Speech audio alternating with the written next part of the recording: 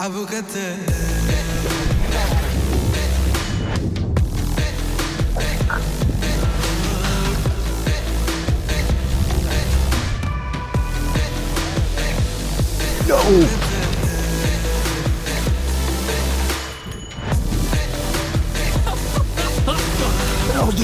boat is finally ready, and I thought I'd give you a rundown of my new setup and also the choices that I made based on the experience throughout the year. As you can see, I switched towards a console. I'm getting older as well, so I'm tired of having the waves splashing in my face. And also my style of fishing changed over the years a bit. It's more towards casting, and also the trolling, which was a big factor for me for using a tiller, has shifted more and more towards going full electric. Now that means that I'm trolling on my new Ultrex Quest front roller, combined with the latest in technology in lithium batteries, which helps you a lot. And now I can safely say that I can troll almost an entire day out on a 100 battery that goes slow trolling, definitely. And with innovations like the range extender from Rebelcell, it gives you a lot of flexibility. I'm just gonna work from the back all the way towards the front and show you what the new rig looks like. Still a bit wet. We had a little bit of a wet morning, so the deck below is still wet, but the entire boat is covered with MarineDeck, or MarineMat, I should say. It's a 6mm EVA layer. I was tired of having carpet in my boat. Not only I think it doesn't look the prettiest, especially when it gets worn down, and I use it heavily a lot. So this boat is meant to be lasting for a couple of years at least. It also looks slick. It gives a lot of options when you use a EVA layer like this. Options in the sense of you can put logos in it, you can get different colors on it. I'm not the flashy type of guy that get entirely blue deck, or I see some boats passing along with an orange deck on the boat. Cool, but not really my cup of tea. I like to be a bit more stealth like this. The boat is black and grey almost entirely, which I really like, and I think it turned out really well. Now, I have been fortunate enough to be able to extensively test one of the boats from Elite before we decided to build this new 55C model. As many of you know, I raised the bar pretty damn high when it comes to building a fishing boat. It needs to be durable, it needs to be built like a tank, and it needs to be able to withstand any type of conditions out there. The Elite 55S that I borrowed for almost a year really held its ground. The stability and the build quality is the thing that really impressed me. The guys from Elite do some of the best welding in the industry, and they can customize basically everything. They build both console and tiller models, so if you're looking for a custom build, super durable, top-notch 4mm welded boat made in the Netherlands, make sure to check them out. I'm running a Solix 12, which still has the foil on it, so thought I'd make you guys happy about that. I'm running a Solix 12 in combination with a Humminbird Apex. The Apex is my main unit. I like it because it has a faster processor, so it runs a bit smoother, and especially with the map and zooming in. Also, this one has HDMI out, which for me is important because I can do the screen recordings of the live fishing on it, and also when I'm gonna do some explaining about fishing on the shallows, finding the grass, auto chart, etc. This unit is my main workhorse. And then on the side here I got my Solix 12, which when I go full speed and such, I run my gauges on. Sometimes I can get the map in like zoomed in over here and zoomed down over there when I'm navigating in Sweden, rocky areas where you really need to be on point where you're gonna drive your boat. And also I'm gonna do the vertical pelagic fishing a lot as well during the night, and I have the benefit now of using two live transducers. So I got a Mega Live in the front on a target lock, and I got a Mega Live here in the back with a Kites of Elite style transducer pole mounts, whatever you call it. I think I'm gonna run with down mode on this one. Gonna run it from left to right, and then I will have my Mega Live in the front.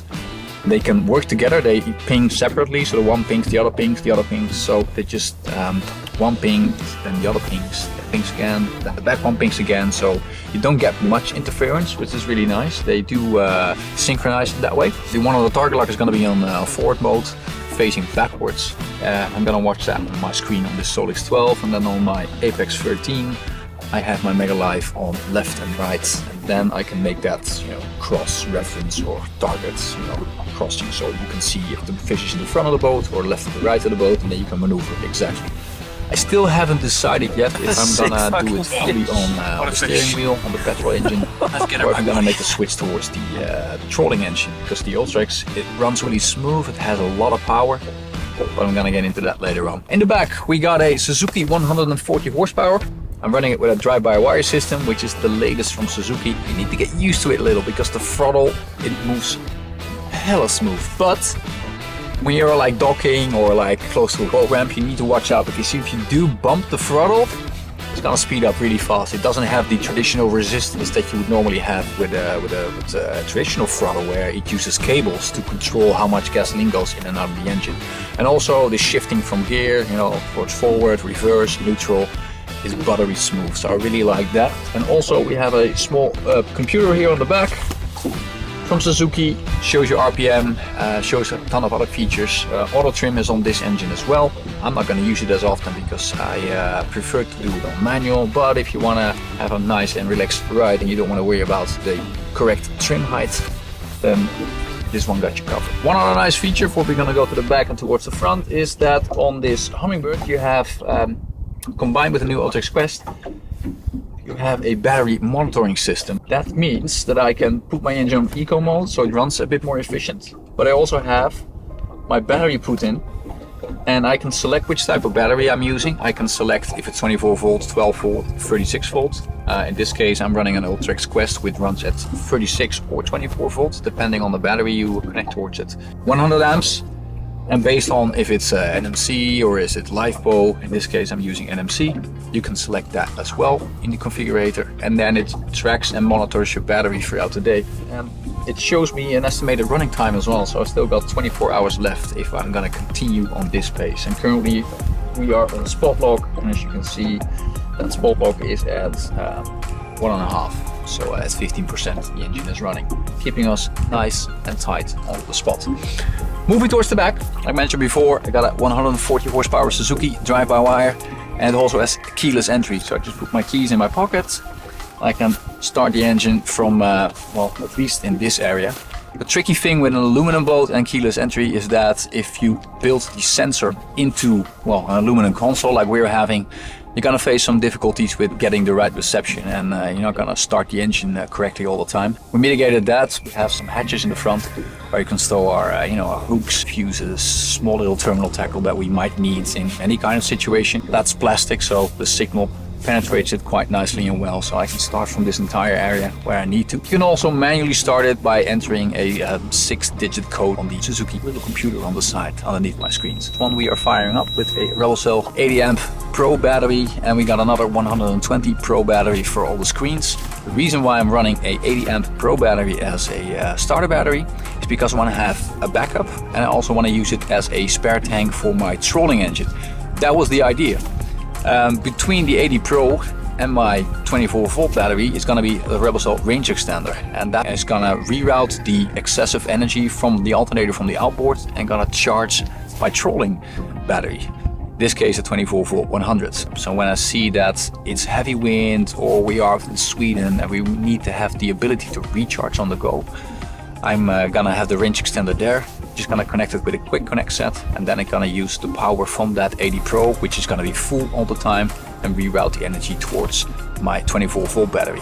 Another benefit of running a bit of an overkill setup like this is, last week I forgot to plug in my my charger, the 120 Pro, at like 3 o'clock in the afternoon. It gave me a low voltage warning. Oh fuck, I forgot to put the plug in. But I had the 80 Pro still in the back, so I could just switch it with a quick connect set, and voila, I could go and fish with the screens and had more than enough left. And also the benefit of having a starter battery combined with a service battery is the fact that once you run out of juice, you just fire up your petrol engine and you're good to go, and the alternator will keep that battery charged all the time. Franz is using one of the 80 Pros as well. He uses it for trolling and pelagic fishing, and he kind of forgets that he sometimes needs to charge it because it's just almost always completely charged, unless you're gonna spot log cast, which I like to do a lot as well, and then you would need a either a separate battery or a battery that you're gonna charge all the time. So plug it in every once in a while. And also with the Rebelcell app, you can check what the percentage of your battery is. The engine is also equipped with a jackplate from SeaStar, which gives me a 4-inch sapback or 10 centimeters, and also allows me to trim up and downwards instead of diagonal, increasing the overall performance of the engine. We got some extra seats. They are a bit wet because we had a wet morning. Now with guiding, I finally have some proper spots in the back, and also with big production that a camera guy can sit in the back and actually not have to hold tight or I think with YPC boat we fished with the camera guy sitting on the Plano edge cooler. We fixed that with extra spare seats here. And another thing I'm really stoked about is that we have these built-in rod holders. We like to do the trolling sessions in Sweden where we have multiple rods out. I got 4 rod holders integrated into the side of the boat, and they are pointing a bit outwards, so you get more space inside of the boat. One thing you need to keep in mind in the morning is that you're gonna refuel using the dedicated refueling cap and hole. You don't want to get all groggy in the morning after several days of fishing and then put the fuel holes in this one and start fueling. Fuck. They put 231 liters. They thought this was the petrol. We got a 100-liter tank in the middle of the boat, which would suit us nicely for like 4 days or something like that. Then we got a holder in the back, and obviously we needed some, we call it kickers in the Netherlands. Not a frog, but we got some frogs on the side of the boat. And also what is really nice is that the fuel tank is connected with Enemy 2000, so I can actually see the fuel level on my screen. Drinks on the boat usually they tipped over, especially my buddy Jesper had a habit of just placing cans everywhere. Now we got these really nice Scotty can holders over here, which you can demount if you want.